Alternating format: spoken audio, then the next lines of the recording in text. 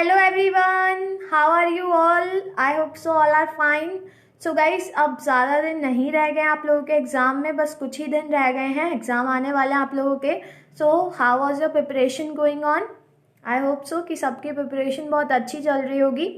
So guys, आज हम करेंगे एब्जॉर्प्शन बाय रूट के कुछ objective type question for practice. तो चलिए स्टार्ट करते हैं.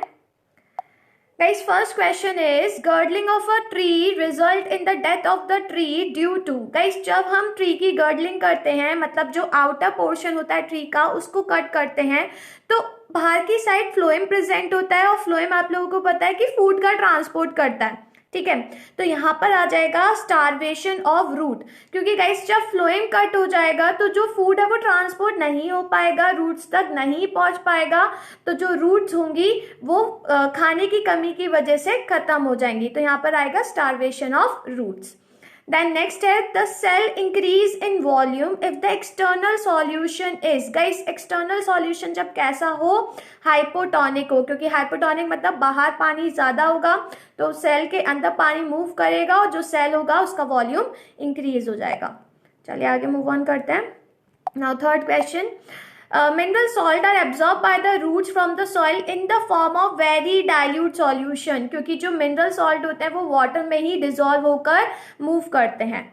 Then next, deplasmolysis in a cell occurs when the cell is placed in. Guys, जो deplasmolysis होता है ये कब होता है? जब सेल कौन से सॉल्यूशन में प्लेस हो? इन हाइपोटोनिक सॉल्यूशन, तभी deplasmolysis होता है.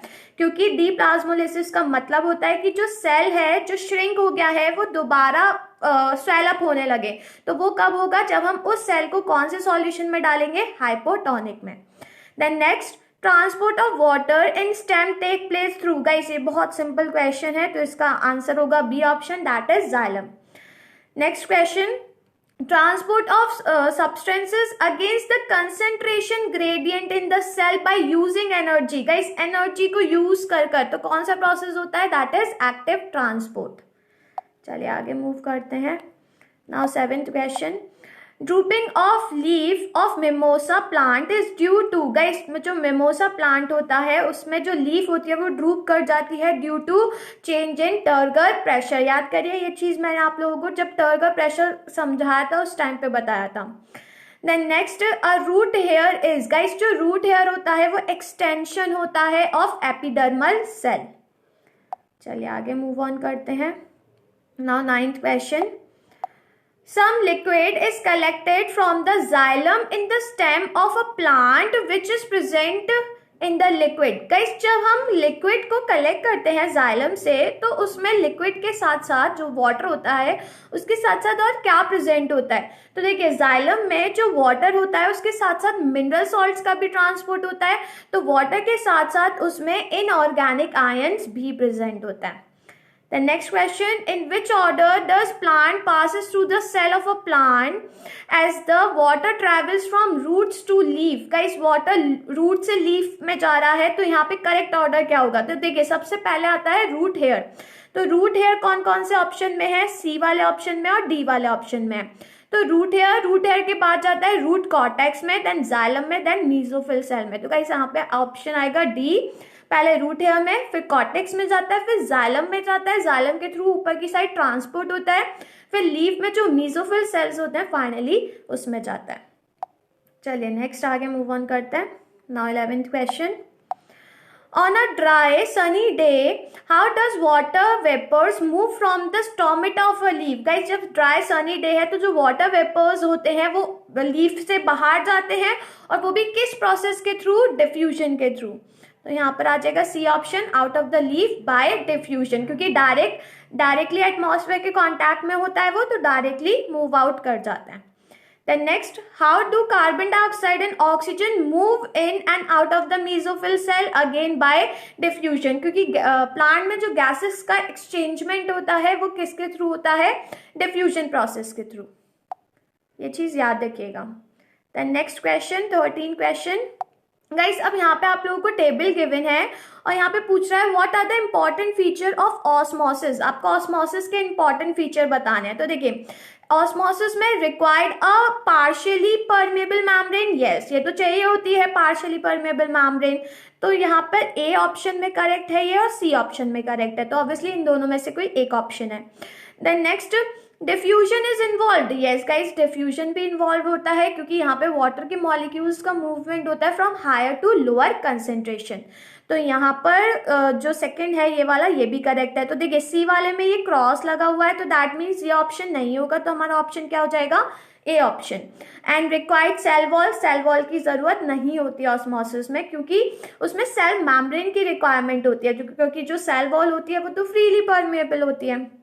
क्लियर, चलिए आगे मूव ऑन करते हैं। Now 14th question, which characteristic are correct for both osmosis and diffusion. Guys दोनों के लिए हमें करेक्ट बताना है, दोनों क्या कॉमन बताना है आपको लोगों को, ठीक है। तो required a partially permeable membrane, guys ये जो मेम्ब्रेन है ये ऑस्मोसिस के लिए तो रिक्वायर्ड है बट डिफ्यूजन के लिए नहीं है, और आप लोगों को कॉमन बताना है ना। तो यहाँ पे सी और डी ऑप्शन में से कोई एक होगा क्योंकि ये दोनों, ये वाला जो ऑप्शन है ये गलत हो गया। क्यों गलत हो गया? क्योंकि ऑस्मोसिस के लिए जो सेमी परमेबल मेम्ब्रेन होती है वो रिक्वायर्ड होती है बट डिफ्यूजन के लिए रिक्वायर्ड नहीं होती, और आपको कॉमन बताना है। Then are energy consuming process, क्या ये दोनों प्रोसेसेस एनर्जी कंज्यूमिंग है? तो ऑब्वियसली नहीं है। तो यहाँ पर डी वाले में टिक लगा हुआ है, दैट मीन्स ये ऑप्शन गलत हो जाएगा हमारा। तो ऑप्शन हमारा क्या हो जाएगा? C option. लास्ट वाला और देख लेते हैं, required a concentration gradient, yes concentration gradient की तो रिक्वायरमेंट होती है तभी मूवमेंट होता है from higher to lower concentration. तो यहाँ पर आ जाएगा सी ऑप्शन। चलिए next question, osmosis is defined as the diffusion of water molecule down the concentration. हाँ डाउन द कंसेंट्रेशन होता है बट थ्रू परमेबल मेम्ब्रेन नहीं, सेमी परमेबल मेम्ब्रेन होती है। तो और बाकी के ऑप्शन देख लेते हैं। बाकी के ऑप्शन अप, गाइस अप वाला नहीं आएगा क्योंकि डाउन होता है। डाउन का मतलब होता है कि इसमें एनर्जी की रिक्वायरमेंट नहीं होती है ना। तो इधर ऑप्शन आ जाएगा D option, down their concentration gradient through a partially permeable membrane, क्योंकि यहाँ पे पार्शियली परमेबल मेम्ब्रेन की रिक्वायरमेंट होती है। Then next, which is an example of active transport? Guys, active transport का example बताना है तो यहाँ पर आ जाएगा C option, ions uptake by root hair cell, क्योंकि जो रूट हेयर सेल्स होते हैं उसमें जब आयंस आते हैं वो कौन से प्रोसेस के थ्रू आते हैं? एक्टिव ट्रांसपोर्ट के थ्रू। चलिए आगे मूव ऑन करते हैं। Now 17th question, which structure must be present in the cell for osmosis to take place? osmosis के लिए क्या क्या चीजें चाहिए? तो देखिए यहाँ पे हमें ऑस्मोसिस के लिए एक तो सेल मेम्ब्रेन तो इम्पॉर्टेंट होती है। तो देखिए सेल मेम्ब्रेन कौन कौन से में है? एक बी वाले में है और एक डी वाले में है। अब बी वाले में सेल वॉल है तो सेल वॉल की रिक्वायरमेंट नहीं होती बट साइटोप्लाज्म की रिक्वायरमेंट होती है। तो यहाँ पर आ जाएगा D option, that is cytoplasm and cell membrane, क्योंकि सेल मेम्ब्रेन तो होती है सेमी परमेबल होती है, प्लस साइटोप्लाज्म में जो वाटर का कंसंट्रेशन है वो देखा जाता है। तो इन दोनों चीजों की रिक्वायरमेंट होती है। Then next, each one of the following contribute to the ascent of sap except, यहाँ पर आ जाएगा वॉल प्रेशर, क्योंकि गाइस जो वॉल प्रेशर होता है वो एसेंट ऑफ सेप में हेल्पफुल नहीं होता, बाकी के जो फोर्सेस होते हैं वो हेल्प करते हैं एसेंट ऑफ सेप में। चलिए आगे मूव ऑन करते हैं। Now 19th question, marine fish when placed in tap water burst because of. Guys जो मराइन फिश को टैप वाटर में रखते हैं तो उसमें एंडोस्मोसिस होता है जिसकी वजह से वो बर्स्ट हो जाती है। तो यहाँ पर आएगा endosmosis. Next, special anatomical structure through which guttation occur, तो यहाँ पर होगा hydathodes. Next question, plant lose water by guttation when. Guys guttation का प्रोसेस तब होता है जब ह्यूमिड कंडीशन होती है, ठीक है, ड्राई कंडीशन में गटेशन नहीं होता। तो यहाँ पर आ जाएगा B option, that is soil is wet, soil wet होनी चाहिए और साथ में जो एटमॉस्फेयर होना चाहिए वो ह्यूमिड होना चाहिए। चलिए आगे मूव ऑन करते हैं। गाइस अब है यहाँ पे मैच द फॉलोइंग, तो देखिए यहाँ पे मैच द फॉलोइंग है, देखते हैं यहाँ पे हमें मैच द फॉलोइंग करनी है। हमें कॉलम ए फर्स्ट गिवन है और कॉलम सेकंड गिवन है और हमें मैचिंग करनी है।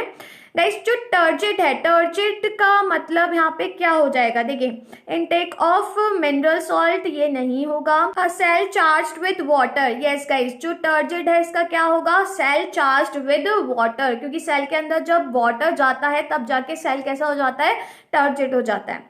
देन नेक्स्ट डिफ्यूजन, तो गाइस डिफ्यूजन होता है movement of particle from higher to lower concentration, तो डिफ्यूजन का क्या हो जाएगा, फोर्थ वाला। Then active transport, guys active transport में क्या होता है, एनर्जी यूज्ड होती है, तो ऐसा कोई ऑप्शन है क्या यहाँ पर, एनर्जी यूज नहीं। Intake of mineral salt, yes guys यहाँ पर आ जाएगा इनटेक ऑफ मिनरल सॉल्ट, क्योंकि एक्टिव ट्रांसपोर्ट के थ्रू जो मिनरल सॉल्ट होते हैं वो इनटेक होते हैं। देन ऑस्मोसिस वो प्रोसेस होता है जो सेमी परमेबल मेम्ब्रेन के थ्रू होता है, तो यहाँ पे आ जाएगा ऑस्मोसिस का फिफ्थ वाला।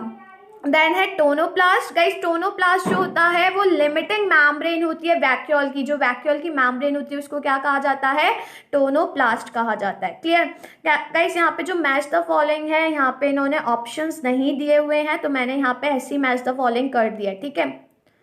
चलिए आगे मूव ऑन करते हैं।